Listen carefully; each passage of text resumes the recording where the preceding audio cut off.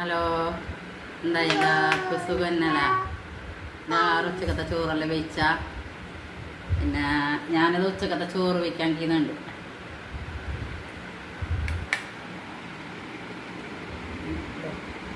ചോറും പിന്നെ വെള്ളരിക്കാൻ്റെ കറി, പിന്നെ